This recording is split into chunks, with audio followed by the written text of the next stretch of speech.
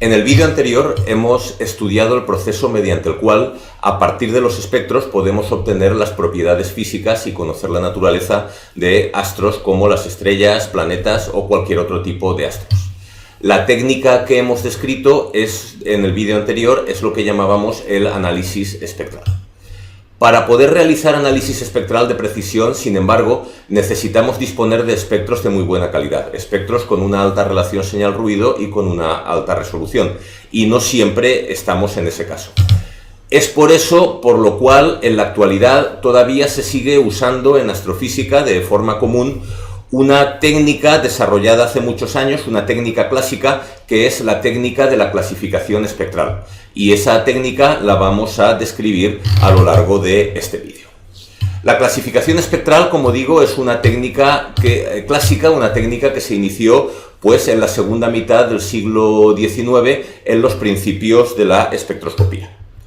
Los primeros espectroscopistas, como por ejemplo el padre Angelo Secchi del Observatorio Vaticano, cuando empezaron a estudiar los espectros de las estrellas, se dieron cuenta de que esos espectros eran muy diferentes. Encontraron que para diferentes estrellas la estructura de líneas que aparecía en esos espectros era muy diferente. En la época no se conocía el porqué de esas diferencias y entonces lo que se hizo, bueno, cuando uno no conoce una propiedad que observa, pues lo primero que hace es tratar de clasificar, ¿no? Entonces ya en la segunda mitad del siglo XVIII se empezó a clasificar los espectros a partir de la estructura de líneas que se veía en ellos. Por ejemplo, aquí también, y siguiendo con espectros del padre Angelo Secchi, Secchi clasificó los espectros en 5 tipos espectrales, que además numeró del 1 al 5. Los espectros del número 1, como por ejemplo de tipo 1, como los que aparecen en esta imagen, de aquí arriba, son espectros que presentan las líneas del hidrógeno muy intensas y pocas líneas más. El tipo 2 correspondía a espectros parecidos al espectro del Sol, con gran cantidad de líneas metálicas y con las líneas del hidrógeno presentes pero menos notables. El tipo 3 pues eran espectros diferentes, también con muchas líneas pero con gran abundancia de bandas moleculares y así hasta 5 tipos espectrales. En Estados Unidos, en Yerkes, también se refinó esta clasificación, estableciendo un número más grande de tipos espectrales a los que se denominó con letras, ¿no? Entonces se habló de espectros de tipo A, tipo B, tipo C, tipo D, y así sucesivamente, pues recorriendo casi todo el alfabeto. El proceso de clasificación espectral siguió su curso y no fue ya hasta bien entrado el siglo XX cuando se entendió el porqué de estas diferencias en la estructura de líneas de los espectros, que es, como hemos visto en vídeos anteriores, debido al estado de excitación de las especies atómicas que se encuentran presentes en la atmósfera de la estrella en cuestión. Y esos estados de excitación dependen de la temperatura de la fotosfera y de la atmósfera de la estrella. Por tanto, sabemos que la diferente estructura de líneas espectrales se debe a las diferentes temperaturas de las estrellas y una vez entendido esto, se ordenó esa clasificación puramente empírica de líneas espectrales hasta llegar a la clasificación espectral que conocemos en la actualidad, en la cual los tipos espectrales están organizados según la temperatura de la estrella que los produce. Por ejemplo, aquí tenemos una clasificación de tipos espectrales ordenados por temperaturas decrecientes. Las estrellas de tipo O son las estrellas de mayor temperatura que conocemos, después vienen siguiendo por orden de temperaturas decrecientes el tipo B, tipo A, tipo F, tipo G, tipo K, hasta el tipo M. El tipo O son temperaturas superiores a 20.000 grados, mientras que el tipo M son temperaturas inferiores a 3.000. Y de esta forma, o bueno, del orden de 3.000 o inferiores a 3.000. Y de esta forma tenemos esta secuencia de clasificación espectral, que es una secuencia térmica. Los tipos espectrales O, B, A, F, G, K y M están ordenados en orden, valga redundancia, de temperaturas decrecientes. Hoy en día, para estrellas muy frías y para objetos subestelares, para enanas marrones, esta clasificación se ha extendido y tenemos también estrellas de tipo L y tipo T más frías que las estrellas de tipo M. Bien, una vez entendido el significado de los tipos espectrales como una consecuencia de las diferentes temperaturas de las fotosferas y las atmósferas de las estrellas, pronto se pudo ver que este tipo espectral no caracterizaba completamente las estrellas. A principios del siglo XX, Hertzsprung y Russell, de forma independiente, realizaron la experiencia de situar las estrellas para las cuales se tenía buena clasificación espectral y además se conocía su luminosidad en un diagrama que se conoce hoy en día como el diagrama de Hertzsprung-Russell. En esta imagen de aquí tenemos un diagrama que publicó Russell en 1910 y que en el eje horizontal tenemos los tipos espectrales como los hemos descrito hasta ahora por orden de temperatura decreciente, B, A, F, G, K y M. Y en el eje vertical lo que tenemos es la luminosidad de la estrella, la luminosidad o la magnitud absoluta de la estrella. Vemos que la mayoría de las estrellas quedan situadas en una secuencia diagonal en este diagrama, que es lo que se llama la secuencia principal del diagrama de Hertzsprung-Russell. Pero, sin embargo, hay estrellas que quedan notablemente por fuera de este diagrama.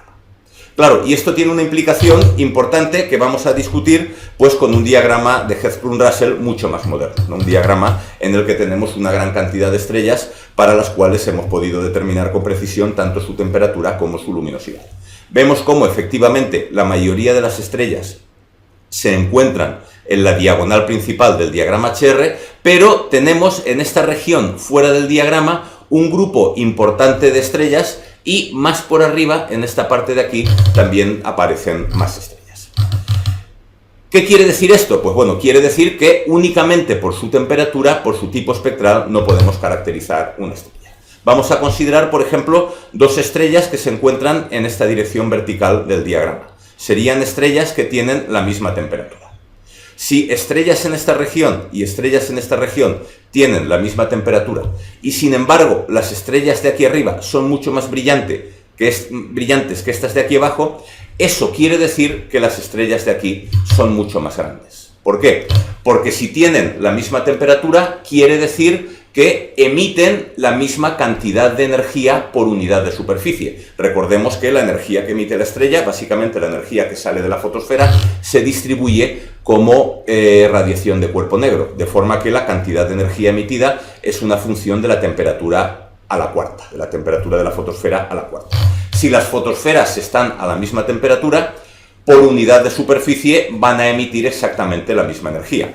Si estas estrellas de aquí emiten mucha más energía que estas de aquí, quiere decir que su superficie es mucho más grande. Quiere decir que estas estrellas son mucho más grandes que las de aquí abajo. Por eso, a estas de la secuencia principal las llamamos estrellas enanas y a estas estrellas de aquí arriba las llamamos estrellas gigantes. Las estrellas que aparecen en la parte superior del diagrama y que tendrían un brillo muy superior, por tanto tendrían una superficie muy superior, son estrellas mucho más grandes y son las que denominamos estrellas supergigantes. Bien, por tanto, vemos que la clasificación espectral completa es una clasificación biparamétrica. En primer lugar, hemos de especificar el tipo espectral y, en segundo lugar, hemos de especificar la clase de luminosidad. Es decir, si son estrellas que se encuentran en esta región, la de las enanas, que denominaremos con la clase de luminosidad número 5, o bien en esta región de aquí, la de las gigantes, que llamaremos clase de luminosidad 3, o bien esta región de aquí arriba, las supergigantes, que llamaremos clase de luminosidad 1. Con estas dos dimensiones es cuando podemos abordar ya con un poco más de detalle la clasificación espectral.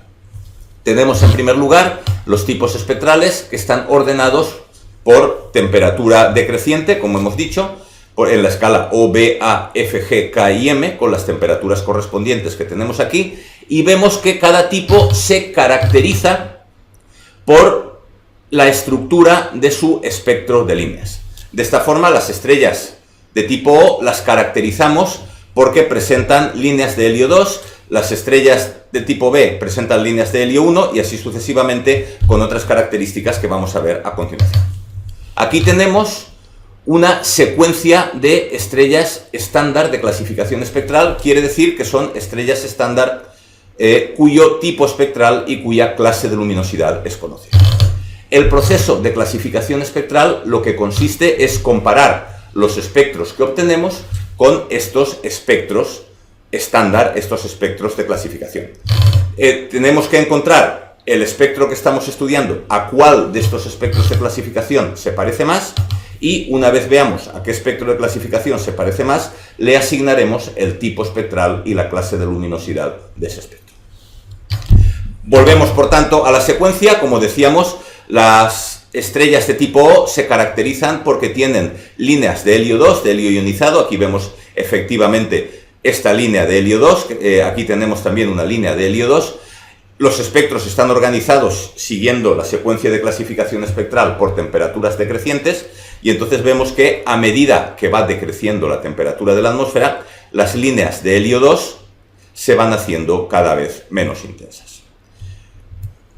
Del tipo O pasamos al tipo B. En las estrellas de tipo B se caracterizan porque esas líneas de helio 2 prácticamente han desaparecido y las líneas de helio 1 se van haciendo notables. En las estrellas de tipo B, las líneas que predominan son las de helio 1. Vemos, por tanto, que esta clasificación es puramente empírica. Vemos qué líneas hay en nuestro espectro y le asignamos el tipo espectral correspondiente. Si seguimos descendiendo la temperatura, vemos que las líneas de helio 1 se van haciendo más débiles y, sin embargo, las líneas de la serie de Balmer del hidrógeno, aquí tenemos H gamma, H delta, H epsilon y así sucesivamente, vemos que esas líneas se van haciendo más intensas. En el tipo espectral A0 se caracteriza porque las líneas de helio han desaparecido casi completamente y las líneas del hidrógeno tienen su máxima profundidad y su máxima anchura. A medida que sigue bajando la temperatura a lo largo de la secuencia de tipo A y cuando ya llegamos al tipo F, vemos que las líneas del hidrógeno esta vez se van haciendo cada vez más débiles y aparecen nuevas líneas, en particular las líneas del calcio ionizado, las líneas de calcio 2, esta es la línea K y la línea H, y la línea de magnesio 2, que también está presente en las estrellas de tipo A, pero que desaparece en las de tipo F. Vemos que en esta región de aquí tenemos la línea H del calcio y la línea de hidrógeno H epsilon, que están mezcladas. A medida que baja la temperatura, disminuye la intensidad de las líneas del hidrógeno y entonces H epsilon va desapareciendo y lo que nos queda ya cuando entramos en el tipo G son las dos líneas del calcio, la línea K y la línea H del calcio ionizado, mientras que vemos que las líneas del hidrógeno prácticamente han desaparecido ya. Las líneas del hidrógeno de la serie de Balmer, que recordemos eran transiciones desde y hasta el primer estado excitado del hidrógeno. En las estrellas de tipo G, otra característica que nos ayuda a diferenciarlas es que aparece una banda molecular, la banda que se denomina la banda G, precisamente. A lo largo de la secuencia de las G y de la secuencia de las K, aumenta el número de líneas metálicas, se van debilitando las líneas del calcio ionizado y nos aparecen también bandas moleculares. Hasta que llegamos a las estrellas de tipo M, donde su característica principal son las bandas moleculares del óxido de titanio. Vemos que, según la presencia de estas líneas y de estas bandas, podemos asignar a nuestra estrella problema, la estrella que estamos estudiando, un tipo espectral dependiendo de las líneas que en ese espectro aparecen y comparando ese espectro con el espectro de estas estrellas estándar de comparación que hemos visto. Aquí tenemos las clases de luminosidad que, para cada tipo espectral, nos dividen las estrellas en estrellas enanas o de la secuencia principal a las que asignamos la clase 5, estrellas gigantes a las que asignamos la clase 3 y estrellas supergigantes a las que asignamos la clase 1. Existen también, por afinar la clasificación, dos clases de luminosidad intermedias, que son la clase 4, que es una clase intermedia entre las enanas y las gigantes, que se llaman estrellas subgigantes, y la clase 2, que es una secuencia intermedia entre las gigantes y las supergigantes, que se llaman gigantes brillantes. La clasificación de luminosidad también es empírica y, como hemos visto, depende principalmente de la anchura de las líneas y también de la presencia de ciertas líneas en el espectro. Como vimos en el vídeo anterior, la anchura de las líneas depende sobre todo del ensanchamiento colisional. En las estrellas más pequeñas, más densas, el ensanchamiento colisional es notable, las líneas son más anchas. En las estrellas gigantes y sobre todo las supergigantes son estrellas mucho más grandes, mucho más extendidas, la atmósfera es mucho menos densa y por eso el ensanchamiento colisional es mucho menos notable, aparece mucho menos. Por tanto, vemos que la tendencia general a la hora de clasificar en luminosidad es ver si las líneas son anchas o son estrechas. Y también ciertas líneas que en unos casos aparecen y en otras no. En el proceso de clasificación, en primer lugar, utilizando los estándares que hemos visto hasta ahora, en primer lugar asignamos un tipo espectral, que depende de la temperatura. Una vez asignado el tipo espectral, buscamos los estándares de diferentes clases de luminosidad dentro de ese tipo espectral. Aquí tenemos, por ejemplo, los efectos de luminosidad a un tipo espectral B1. Vemos que aquí tenemos 4 espectros de estrellas de la misma temperatura, pero de diferentes clases de luminosidad. Clase 5, clase 2-3 y 2 clases de supergigantes. Y vemos que efectivamente la secuencia, a medida que la luminosidad aumenta, vemos que las líneas van siendo cada vez más estrechas y bueno, la estructura del espectro de líneas puede cambiar también ligeramente. Lo mismo para otros tipos espectrales. Aquí tenemos los efectos de luminosidad para el tipo espectral A0, donde vemos que lo más notable es la anchura de las líneas de la serie de Balmer del hidrógeno, aunque también tenemos una cierta variación en la estructura de líneas que aparecen en los diferentes espectros. Y de la misma forma, aquí tenemos las variaciones de luminosidad para los efectos de luminosidad para el tipo espectral F0, los efectos de luminosidad para el tipo espectral G0 y los efectos de luminosidad para el tipo espectral M0. Comparando nuestras estrellas con todos estos espectros de estrellas estándar, es como podemos obtener su tipo espectral y su clase de luminosidad. ¿Y para qué nos sirve esto? Pues nos sirve porque una vez tenemos la clasificación espectral realizada, es decir, una vez conocemos el tipo espectral y la clase de luminosidad de nuestros objetos, pues podemos hacer uso de calibraciones que nos indican a cada tipo espectral y a cada clase de luminosidad qué parámetros estelares corresponden. Por ejemplo, aquí tenemos en esta clasificación para cada tipo espectral y para cada clase de luminosidad la magnitud absoluta de la estrella, la temperatura efectiva, la masa, el radio y la luminosidad, en una escala logarítmica, y aquí todo ello referido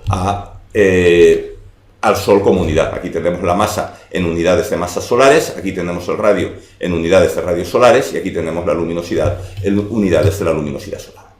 Entonces, bien, por una parte hemos de tener en cuenta que estos son valores promedio.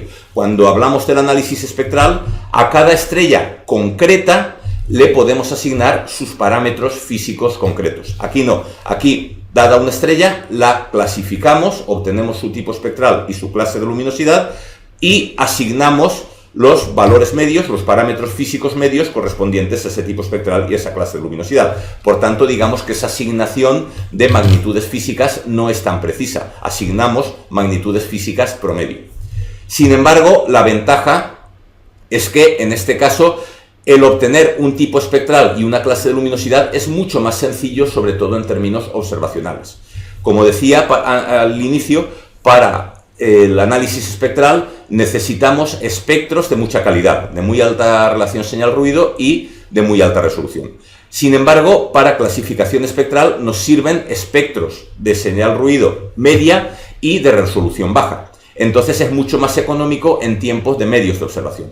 Podemos obtener muy rápidamente espectros de baja resolución de muchas estrellas, esos espectros realizar su clasificación espectral y una vez tenemos el tipo espectral y la clase de luminosidad asignada, ya conocemos de qué tipo de objeto se trata, ya conocemos sus parámetros físicos medios.